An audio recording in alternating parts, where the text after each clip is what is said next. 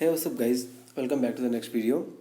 So in this video we are going to discuss about an pseudocode which is asked in the off campus. So you can see the screenshot over here and I'll be explaining how to solve this one. Okay guys, fine. So the thing is that these kind of pseudocodes are popular nowadays, and each and every company is asking these kind of questions. So just check whether the candidate is able to crack the code or not. So if he's able to crack, then it's well and good, and otherwise if you are not able to do those things, then keep practicing guys. Okay, so there is no shortcut for this one. So if you solve more and more kind of these questions, then definitely I'm sure that you will be able to solve the questions. It's not a big deal. Okay, so you can do it easily, fine. So you just should be aware of a correct method to how to solve these things. Okay, so the question says something like this: what will be the output of the following pseudocode if p is equal to 12 and q is equal to 8, and the code is pretty much this much? Okay, so there is a function and it has got two parameters p and q, and there is one temporary variable, and there is a while loop which will keep on executing until and unless the condition goes fail. And there is one there are few lines like assignment is there: temp is equal to p mod q, p is equal to q, q is equal to temp, and at the end I am returning the p. So returning in the sense I'm printing here, it's a pseudocode. Okay, so first of all what you need to do is guys, basically write down these things. So q value is equal to, I'll just write it as like this: q value is 8, then p value is 12. So on this screen I'm not able to write properly, but I'll try my best. And temp, here it is temp. So these are the three variables which I'm going to change. Okay, fine.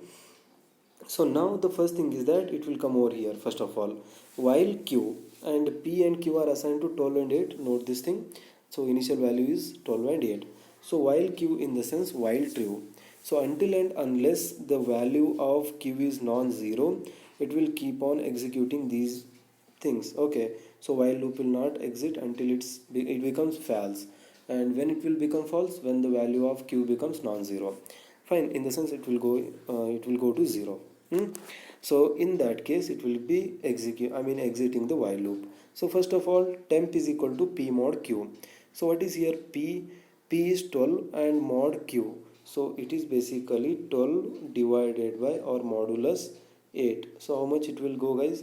So basically what will be the remainder from this one? So it will not go by 8, so 4 2s and 4 3s it will go. So 3 by 2 I will get. So after that 2 1s, so it is 4 3s and 4 2s, and it is 4 3s. So 2 1s and 2 1s, so 1 will be the remainder. So that's why temp will be having 1 here. Fine. So after that what it will do? P is assigned with the q value. So q value is still 8 now, so it will 12 will go and here 8 will come, and q is assigned with temp. So now q value will be 1. So like this, one iteration is now completed. After that go again here, while q value is 1, that means it's a valid value, so it's non-zero, right? So that's why it will go again here, and temp is equal to p bound q. So now p value is 8 and divided by 1 if I do. So 8 divided by 1, what is the remainder? 8 itself, right? So 1 8 is 8, so remainder will be 0 because 1 will divide each and everything. So the remainder is 0. So that remainder will be assigned to temp. So now temp has become 0, and q value will be assigned to p, so that's why p value will become 1, 8 will go. And again here the q value will be assigned with temp, so temp is holding 0, so that's why it is 0. Now it will go to this condition again, while 0 0 in the sense it will break. So break means it will come out of this while loop and return p. So at this moment the value of p is over here, that is, you can see, right?